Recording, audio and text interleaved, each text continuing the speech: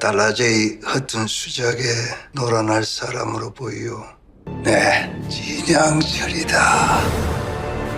안녕하세요. 썬더볼트입니다. 요즘 가장 핫한 드라마, 화제 드라마 재벌집 막내 아들. 저도 재밌다 하도 얘기를 많이 들어가지고 근데 이게 뭔가 좀 재벌집 막내 아들 이러면은 제목에서 느껴진 좀 쌈마이함 때문에 안 보고 있다가 지난 주말 첫 화를 보고 그 다음부터 몰입해가지고 쭉쭉쭉쭉쭉 한순간에 정주행을 하게 됐습니다. 제가 이 드라마를 보면서 송중기의 환생과 복수가 뭐 중요한 부분을 극중에서 차지를 하지만 오히려 그보다 저에게 더 와닿는 거는 시대의 극으로서 그리고 또 대체 역사적인 그런 면모로서 와닿더라고요. 재벌집 막내 아들의 또 다른 진 주인공 바로 진양철 회장의 그 카리스마에 진짜 놀라움을 금치 않을 수 없었습니다. 그래서 오늘은 한번 순양 자동차를 각별하게 생각하는 진양철이라는 캐릭터를 뜯어보면서 또 자동차 관련된 얘기는 어떻게 또 엮을 수 있을지 한번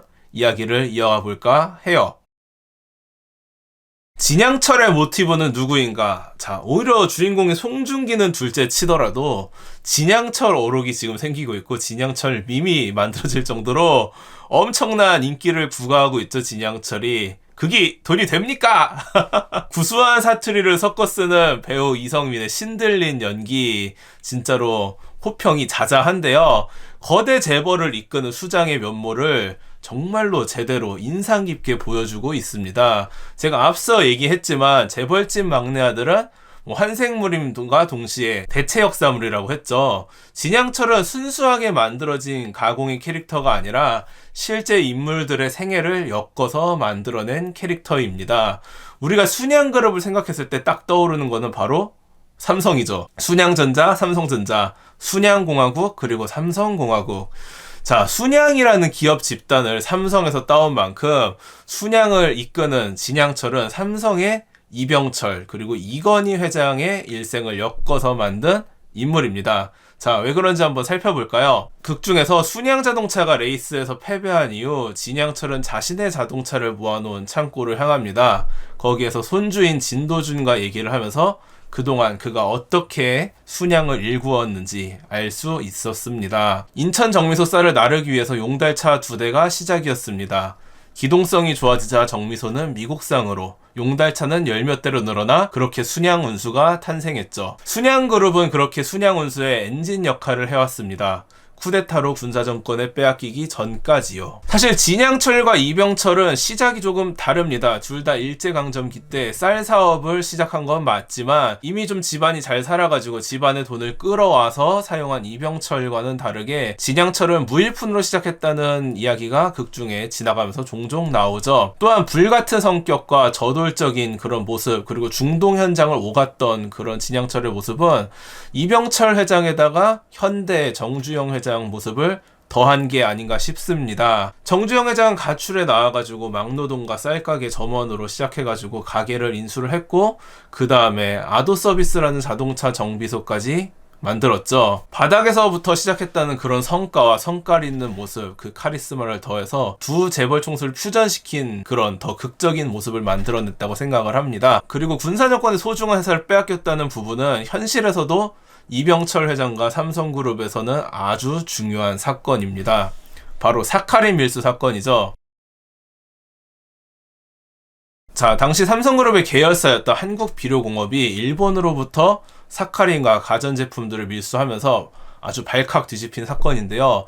이게 국민적 공분을 굉장히 많이 산 사건이지만 어떻게 생각해보면 이미 큰 거대 기업이 돼버린 삼성이 고작 사카린 따위를 밀수한다고 하면은 아무래도 이게 좀 이상합니다. 와닿지가 않죠. 앞뒤가 안 맞고요. 그래서 당시 군사정권의 비자금을 대기 위해서 이런 말도 안 되는 밀수를 한 게 아닌가 하는 킹리적 가심이 있었고 훗날에 이병철 회장의 장남인 이맹희 씨가 회고록에서도 그렇게 되었다고 밝혔습니다. 자, 그래서 군사정권에 삥 뜯기느라고 밀수하는 것도 짜증날 텐데 이병철 회장은 국민들에게 욕은 욕대로 먹고, 그리고 심지어 자기가 그렇게 일구었던 한국비료공업과 대구대학은 정부에 헌납하게 되죠. 그리고 둘째 아들 이창희 씨는 감옥에 가게 됩니다. 극 중에서 진양철이 군사정권의 순양 운수를 빼앗기고 아들인 진영기가 감옥에 가서 무릎이 나가게 되는 그 스토리는 바로 이 삼성의 사카린 밀수 사건과 정확하게 일치한다고 볼 수 있겠네요. 그 이후에 순양이 반도체를 본격적으로 시작하려고 하자 미국과 일본이 덤핑으로 반도체를 던져서 치킨 게임을 시작한 것도 삼성전자가 80년대 D램 개발을 하면서 당했던 일화를 그대로 가져온 것입니다. 우리 반값도 안 되는 가격으로 덤핑 공세에 나서면 순양 반도체는 시장 경쟁력이 전혀 없습니다, 회장님. 이건희와 진양철. 자, 90년대부터 이건희 회장이 본격적으로 경영 일선에 나서면서 진양철과 순양의 스토리는 이건희 체제의 삼성을 따라가게 됩니다. 이건희 회장이야말로 요즘 흔히 말하는 차쟁이, 이 원조 차쟁이로 유명했는데요.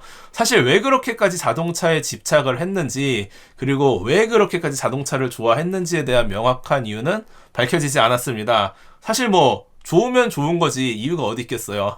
누구나 다 그렇듯이.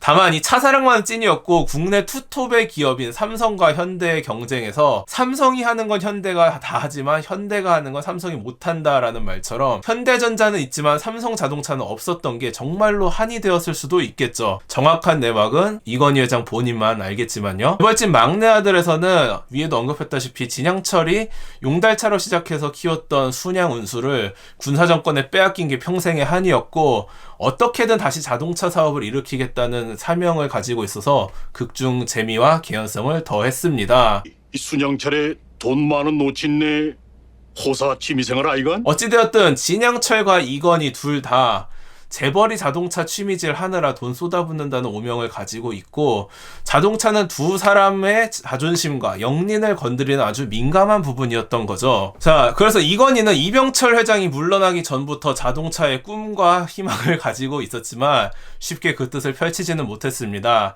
일단 아버지인 이병철 회장이 자동차에는 큰 관심이 없었을 뿐더러 80년대 정부는 자동차 공업 합리화 조치를 통해서 국내 완성차 업계가 과열되는 것을 강제적으로 막고 있었기 때문인데요.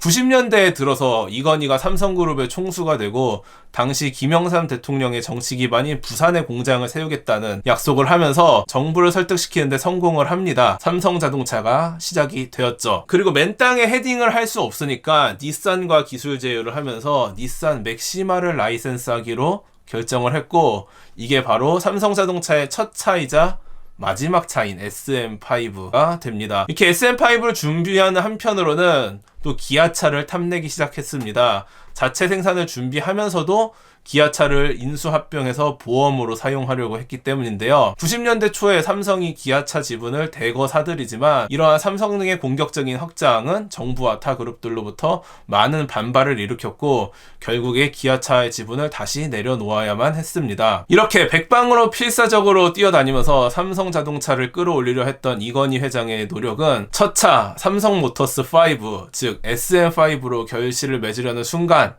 대한민국에는 IMF 위기가 닥치게 됩니다.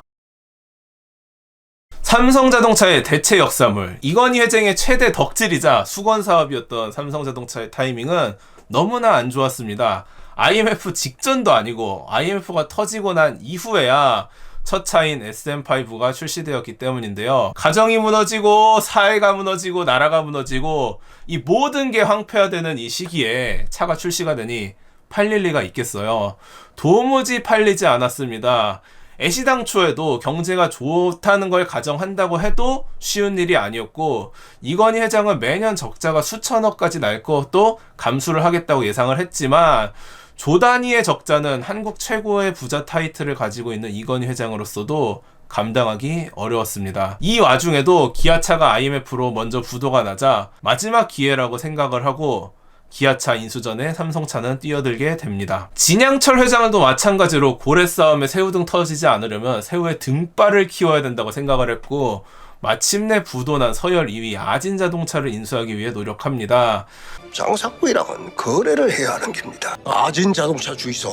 진양철은 김대중 대통령을 만나 기업 간 빅딜을 제안했고 결국 순양자동차가 아진자동차를 인수하는 데 성공합니다. 하지만 현실은 그렇게 녹록치 않았죠. 현실의 아진 자동차는 바로 기아차였습니다. 이건희가 수년 전부터 노리고 노렸던 기아차.